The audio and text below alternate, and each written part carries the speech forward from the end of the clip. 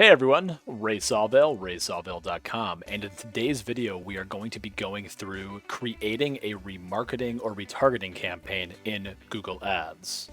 Now I'm going to already assume you kind of already know the purpose of remarketing campaigns, where it kind of falls in the funnel just because you've searched for this video and you probably already know the purpose behind it. So one thing that is really important though is ensuring that you have the proper audiences set up. I'll have a link somewhere on the screen where you can view my top audiences that I recommend, along with how to link Google Ads in Google Analytics and all that good jazz. So this is assuming that you have all of the audiences set up properly, which again, there will be a link somewhere on the screen so you can do that. But this will be just taking you through how to create a remarketing campaign pretty quickly, no fluff. So the very first thing you're going to want to do inside Google Ads is head to the campaign section, and you're going to want to create a new campaign from scratch. Now, these campaigns are display campaigns, obviously, because it's remarketing. And I like to create campaigns from scratch without any guidance, just because I've been creating campaigns for a while now, and I don't really need Google's wizard here. Feel free to go through some of these other objectives if you would like. You can still get to the remarketing objective. But if you just click on create a new campaign, click on display, and then we're going to want to do a standard display campaign. Now you can run GSP if you want, these Gmail sponsored post ads if you would like. I'm not going to do that. And I'm just going to create a campaign for raysawvale.com.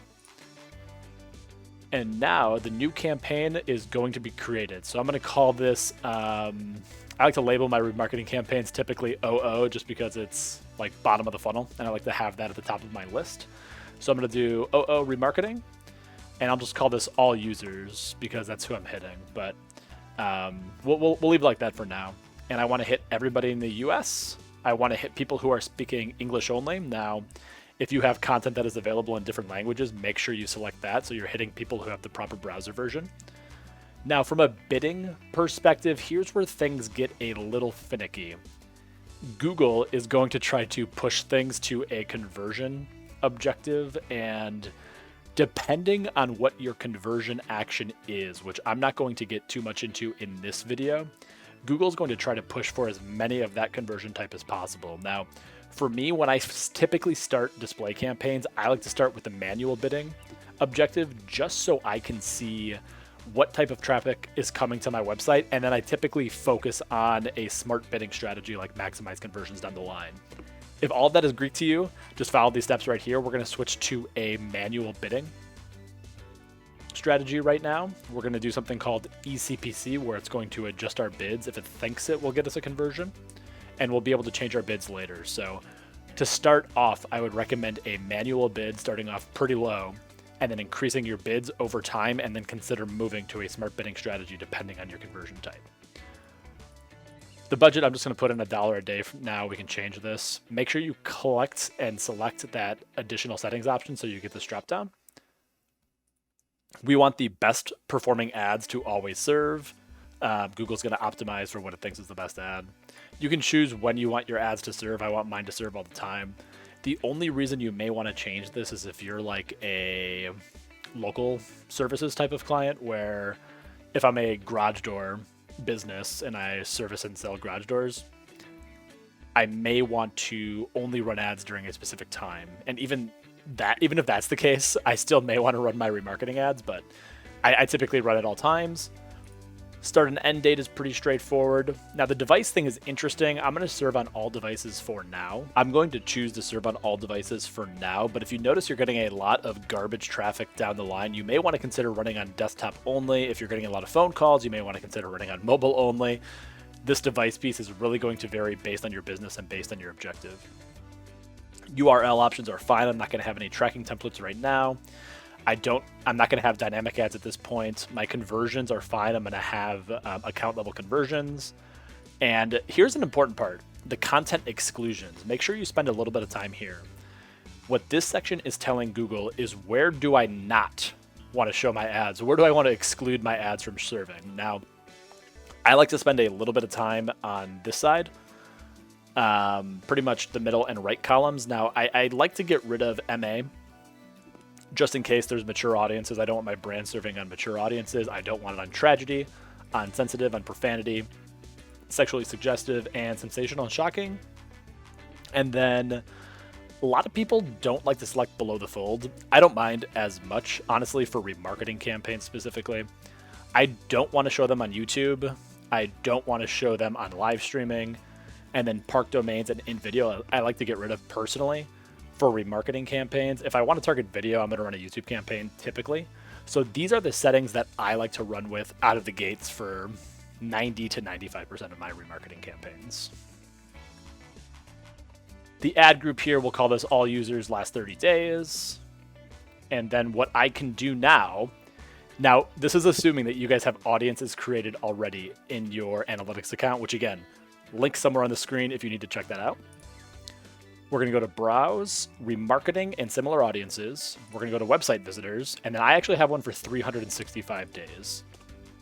So I'm going to change this to this audience size.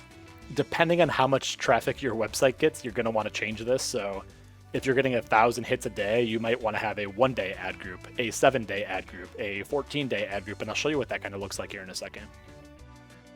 So I'm going to hit all users 365 days.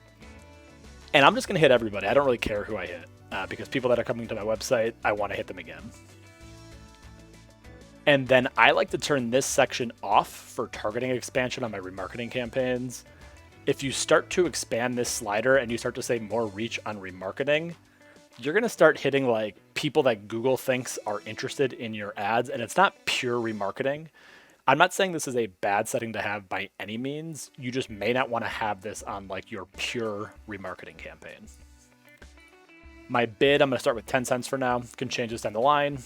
I'm not going to have dynamic ads. And then I'm going to make something called a responsive display ad. Now, back in my day, you used to have many different ad types. You would have like the 728 by like 20 or whatever. You'd have like all these different ad size, the 300 by 250, 728 by 90, I think. Like there's like the skyscrapers, like all these different ad types.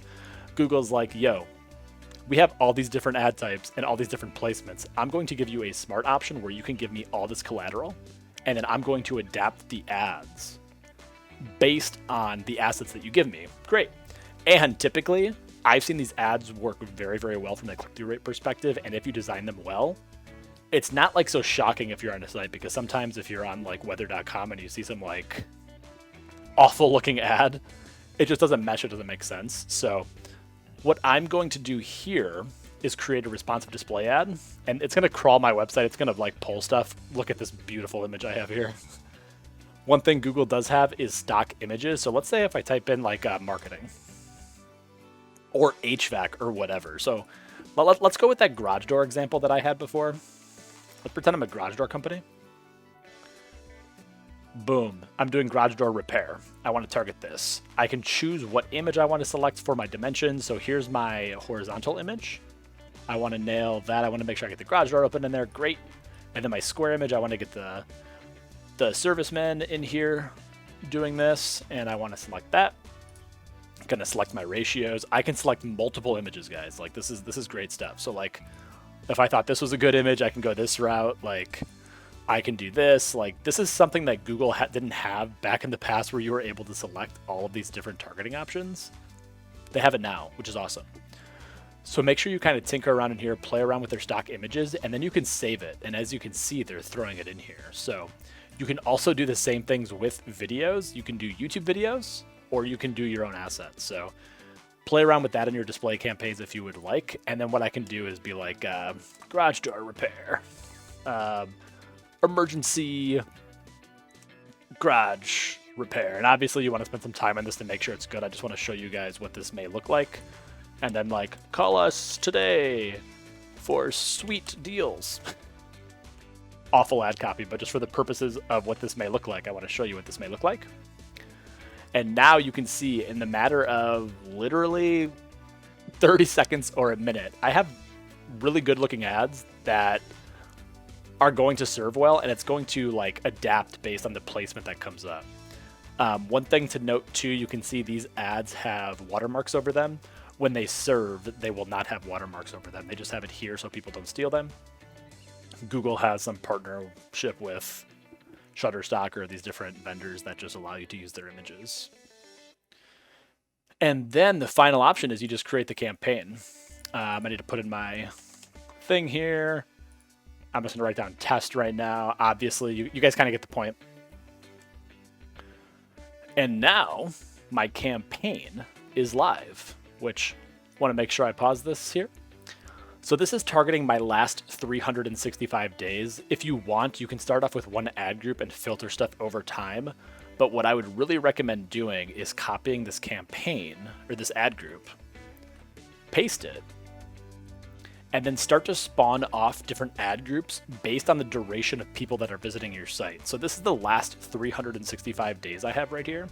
I may want to make one for the last 7 days, 14, 30, what have you, because if somebody has visited my site in the last 365 days, they have a whole different level of like intent compared to somebody that visited my website in the last 14 days. So all you have to do in that capacity is you can copy and paste your campaigns inside the interface. You can do the same thing in Google Editor, but then you can select this campaign, go to the audiences section here. You can then kill this audience. You can just remove it entirely. And then you would add an entirely like different audience to this piece. So once it gets removed, which it says removing audiences down here, you would then just add the new audience here. So you can see it's removed. You can then click edit audiences. We can then go to browse, remarketing. And if I had different audiences created for 37, whatever, I can then add them here. So again, check out my video about audiences. Link will be somewhere on the screen. Make sure you really check that out. And that's about it. I mean, that will have you with a pretty decent remarketing campaign set up from scratch. You'll be able to get things going as long as you have the different ad groups set up, you have exclusions going. I did actually forget to mention, if you do have the 7-day audience, so let's say this is your 7-day ad group here, not your 365, you'll want to go into your exclusions section and you'll want to make sure you're excluding like the 7 days in this 365, excluding the 1 day in the 7 to make sure you're like excluding out audiences, if that makes sense. Leave a comment down below if you have any questions there. But anyways, that's about it. I try to keep this pretty tight, pretty quick to make sure as much information was shared as possible. If there's any confusions, any questions, definitely let me know down below. One thing I do want to mention as well, and I have been doing this in some of my most recent videos, is I'm very thankful for all the views and subscribers I've been getting recently. I'm closing in on 400 subs, which is just like crazy for me. That's awesome. A lot of the views that I'm getting though, like 98% of the people that are watching are not subscribed. So if you've made it all the way to the end of the video, and if you found this helpful, please consider subscribing. It'd be very helpful and it would mean a lot, and you'll be able to hopefully keep up to date on some future digital marketing content. So until next time, let me know if you have any questions, and thanks. Bye.